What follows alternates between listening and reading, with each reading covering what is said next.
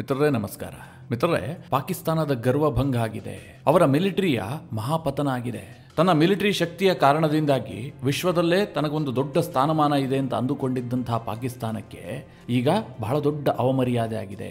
ಯಾಕೆ ಅಂತಂದ್ರೆ ಪಾಕಿಸ್ತಾನದ ಮಿಲಿಟರಿ ಮೊಟ್ಟ ಮೊದಲ ಬಾರಿಗೆ ಟಾಪ್ 10 ರ್ಯಾಂಕಿಂಗ್ನಿಂದ ಹೊರ ನಡೆದಿದೆ. ಇವತ್ತು ವಿಶ್ವದ ಟಾಪ್ 10 ರ್ಯಾಂಕ್ ಹೊಂದಿದಂತಹ ಮಿಲಿಟರಿಯನ್ನ ಪಟ್ಟಿ ಮಾಡಿದ್ರೆ ಅದರಲ್ಲಿ ಪಾಕಿಸ್ತಾನಕ್ಕೆ ಸ್ಥಾನ ಇಲ್ಲ. ಈ ಹಿಂದೆ ಪಾಕಿಸ್ತಾನದವ್ರು ಏನ್ ಹೇಳ್ತಾ ಇದ್ರು, ನಾವು ನ್ಯೂಕ್ಲಿಯರ್ ಪವರ್ ಹೊಂದಿದಂತಹ ಏಕೈಕ ಮುಸ್ಲಿಂ ರಾಷ್ಟ್ರ, ವಿಶ್ವದ ಯಾವ ಮುಸ್ಲಿಂ ರಾಷ್ಟ್ರಕ್ಕೂ ಕೂಡ ನ್ಯೂಕ್ಲಿಯರ್ ಪವರ್ ಇಲ್ಲ, ಆದರೆ ಪಾಕಿಸ್ತಾನದ ಬಳಿಯಲ್ಲಿದೆ. ಹೀಗೆಲ್ಲ ತನ್ನ ಬೆನ್ನನ್ನು ತಾನೇ ತಟ್ಟಿಕೊಳ್ಳುವಂತಹ ಕೆಲಸವನ್ನ ಪಾಕಿಸ್ತಾನ ಮಾಡ್ತಾ ಇತ್ತು. ಆದ್ರೆ ಈಗ ಗ್ಲೋಬಲ್ ಫೈರ್ ಪವರ್ ಇಂಡೆಕ್ಸ್ ಬಿಡುಗಡೆ ಆಗಿದೆ. ಈ ಇಂಡೆಕ್ಸ್ ನಲ್ಲಿ ಪಾಕಿಸ್ತಾನದ ಮಿಲಿಟರಿಗೆ ಬಹಳ ದೊಡ್ಡ ಆಘಾತ ಎದುರಾಗಿದೆ. ಹಾಗಾದ್ರೆ ಯಾಕೋಸ್ಕರವಾಗಿ ಪಾಕಿಸ್ತಾನದ ಮಿಲಿಟರಿ ರ್ಯಾಂಕಿಂಗ್ ಅನ್ನ ಕಳೆದುಕೊಳ್ತು? ಇದು ಭಾರತದ ಮೇಲೆ ಏನ್ ಪರಿಣಾಮ ಬೀರುತ್ತೆ, ಹಾಗೆ ಭಾರತದ ಮಿಲಿಟರಿ ಯಾವ ರ್ಯಾಂಕ್ ಅನ್ನ ಪಡೆದುಕೊಂಡಿದೆ, ಇದೆಲ್ಲದರ ಬಗ್ಗೆ ಈ ವಿಡಿಯೋದಲ್ಲಿ ನಿಮಗೆ ಡೀಟೇಲ್ ಆಗಿ ತಿಳಿಸ್ಕೊಡ್ತೀನಿ. ನೀವು ಈ ವಿಡಿಯೋನ ಕೊನೆವರೆಗೂ ಮಿಸ್ ಮಾಡದೆ ನೋಡಿ.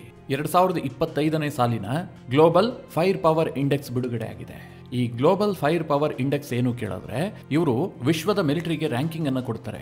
ಅಂದ್ರೆ ಅವರ ಸಾಮರ್ಥ್ಯ ಎಷ್ಟಿದೆ ಇದನ್ನೆಲ್ಲ ಅಳೆದು ತೂಗಿ ಅವರಿಗೆ ರ್ಯಾಂಕ್ ನೀಡುವಂತಹ ಕೆಲಸವನ್ನ ಮಾಡ್ತಾರೆ. 2005ರಿಂದಲೂ ಕೂಡ ನಿರಂತರವಾಗಿ ಇವರು ವಿಶ್ವದ ಎಲ್ಲ ದೇಶಗಳ ಮಿಲಿಟರಿ ರ್ಯಾಂಕ್ ಅನ್ನ ಬಿಡುಗಡೆ ಮಾಡ್ತಾ ಇದ್ದಾರೆ. ಮಿತ್ರರೇ, 2005ರಿಂದಲೂ ಕೂಡ ಅಮೆರಿಕದ ಸ್ಥಾನ ಅಲ್ಲೇ ಭದ್ರವಾಗಿದೆ. ಅಂದ್ರೆ ಅವರು ನಂಬರ್ 1 ಪ್ಲೇಸ್ ನಲ್ಲಿದ್ದಾರೆ. ಯಾಕೆ ಅಮೆರಿಕ ನಂಬರ್ 1 ಪ್ಲೇಸ್ ನಲ್ಲಿದೆ ಅಂತಂದ್ರೆ ಅವರ ಸಾಮರ್ಥ್ಯ ಆಗಿದೆ. ಅದಕ್ಕೆ ನೀವು ತುಲನೆ ಮಾಡೋದಕ್ಕೆ ಇನ್ನೊಂದು ರಾಷ್ಟ್ರವೇ ಸಿಗೋದಿಲ್ಲ. ಇವತ್ತು ವಿಶ್ವದ 750 ಕಡೆಗಳಲ್ಲಿ ಅಮೆರಿಕದ ಮಿಲಿಟರಿ ಬೇಸ್ ಇದೆ. 80 ದೇಶಗಳಲ್ಲಿ ಅಮೆರಿಕ ತನ್ನ ಮಿಲಿಟರಿ ಬೇಸ್ ಗಳನ್ನು ಹೊಂದಿದೆ. ಜೊತೆಗೆ ಅಮೆರಿಕದ ಮಿಲಿಟರಿ ಟೆಕ್ನಾಲಜಿ ಇರಬಹುದು, ಅಮೆರಿಕದ ನೇವಿ ಇರಬಹುದು, ಅಮೆರಿಕದ ಮಿಲಿಟರಿ ಏರ್ ಕ್ರಾಫ್ಟ್ ಗಳಿರಬಹುದು, ಇದೆಲ್ಲದಕ್ಕೆ ಸರಿಸಮವಾಗುವಂತಹ ಇನ್ನೊಂದು ದೇಶವೇ ಇಲ್ಲ.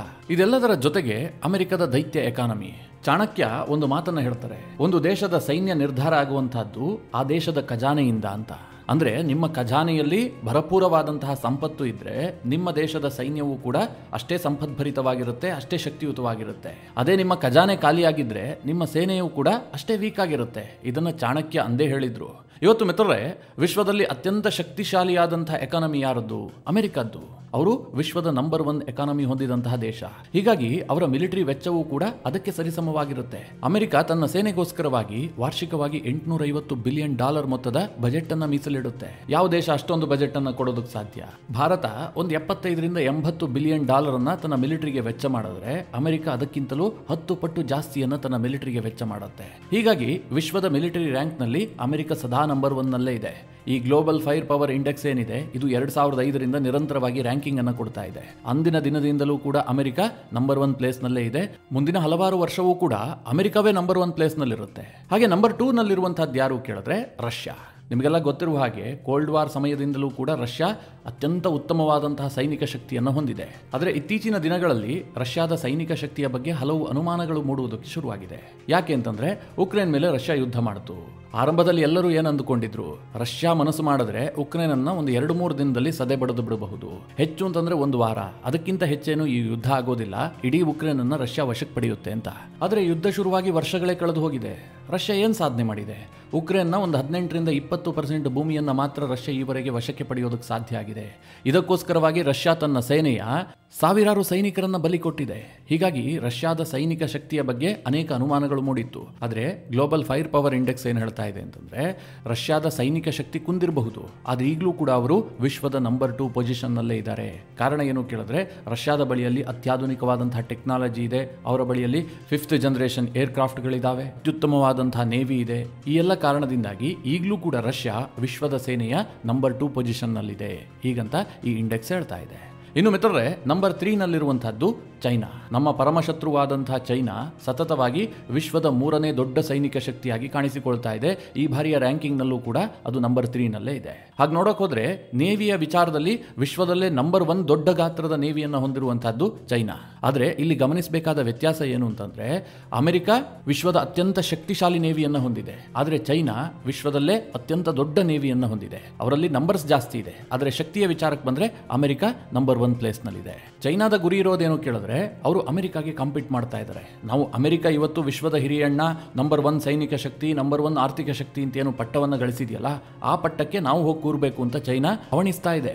ಆದರೆ ಅದು ಅಷ್ಟು ಸುಲಭ ಇಲ್ಲ. ಯಾಕೆ ಅಂತಂದ್ರೆ ನಿರಂತರವಾಗಿ ಚೈನಾ ನಂಬರ್ 3 ಪ್ಲೇಸ್ನಲ್ಲಿ ಇದೆಯೇ ಹೊರತು ನಂಬರ್ 2ಗೂ ಬರೋಕ್ಕಾಗಿಲ್ಲ. ಅಂದ್ರೆ ಅವರಿಗಿನ್ನೂ ರಷ್ಯಾವನ್ನೇ ಬೀಟ್ ಮಾಡೋದಕ್ಕೆ ಸಾಧ್ಯ ಇಲ್ಲ. ಹೀಗಾಗಿ ಅಮೆರಿಕವನ್ನ ಬೀಟ್ ಮಾಡುವಂತಹದ್ದು ಕನಸಿನ ಮಾತು.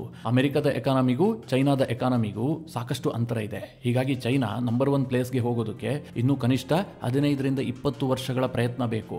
ಅಮೆರಿಕ ಇದೇ ಸ್ಥಿತಿಯಲ್ಲಿದ್ರೆ ಚೈನಾ ಬೀಟ್ ಮಾಡಬಹುದು. ಆದ್ರೆ ಅಮೆರಿಕ ಕೂಡ ಬೆಳೀತಾ ಇರುತ್ತಲ್ವಾ, ಅದು ಕೂಡ ತನ್ನ ಸೈನಿಕ ಶಕ್ತಿಯನ್ನು ಜಾಸ್ತಿ ಮಾಡ್ಕೊಳ್ತಾ ಇರುತ್ತೆ, ಎಕಾನಮಿನ ವೃದ್ಧಿಸಿಕೊಳ್ತಾ ಇರುತ್ತೆ. ಹೀಗಾಗಿ ಈ ಪೈಪೋಟಿ ಅಷ್ಟು ಸುಲಭದ ಪೈಪೋಟಿ ಅಲ್ಲ. ಅದೇನೇ ಇರಲಿ, ಇನ್ನು ನಂಬರ್ 4 ನಲ್ಲಿರುವಂತಹದ್ದು ಭಾರತ.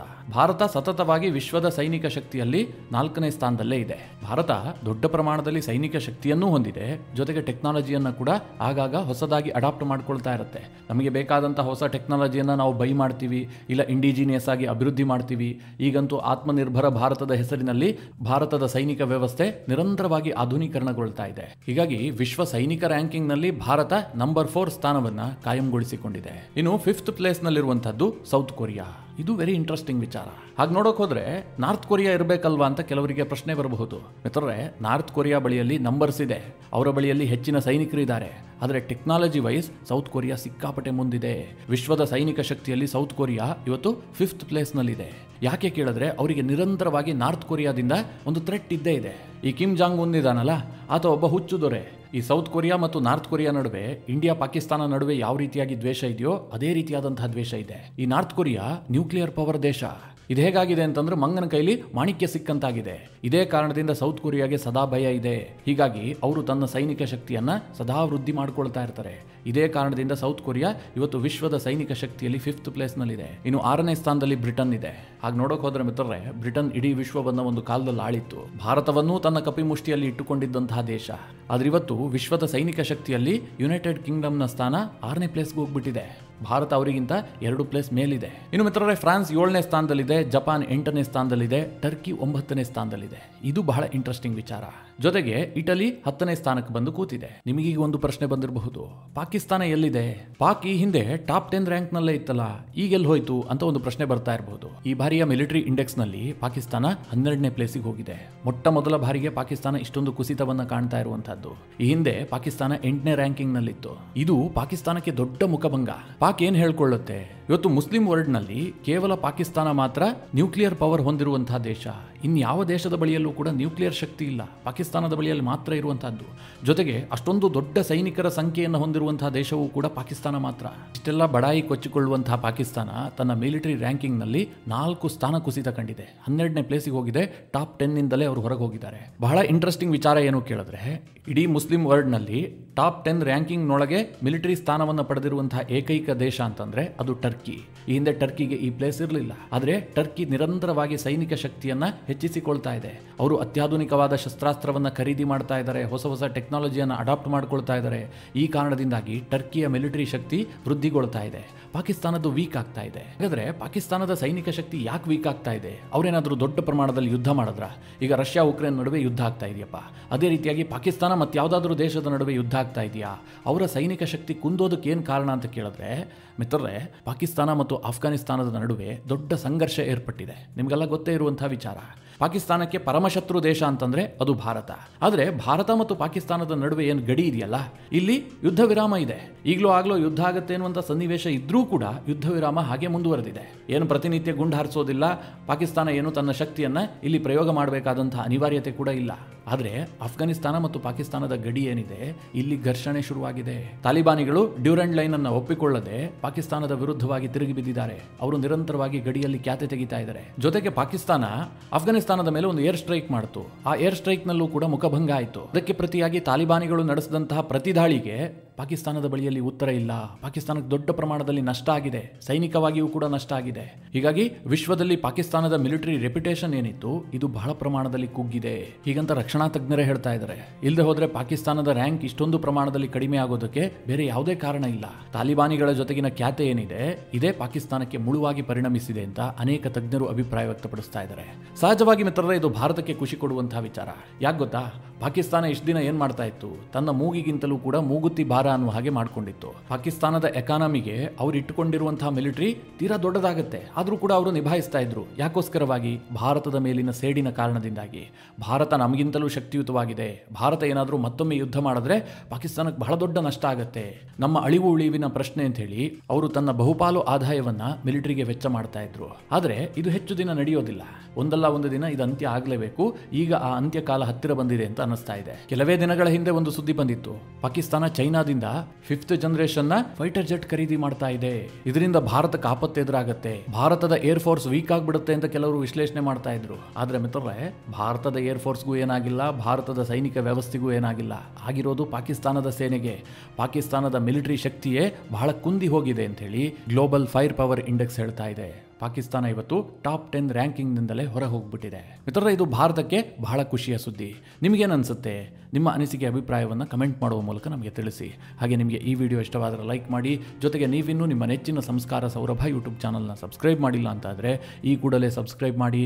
ಮುಂದಿನ ಎಲ್ಲ ಅಪ್ಡೇಟ್ಗಳ ನೋಟಿಫಿಕೇಷನ್ಗಾಗಿ ಬೆಲ್ ಐಕಾನ್ ಒತ್ತಿ.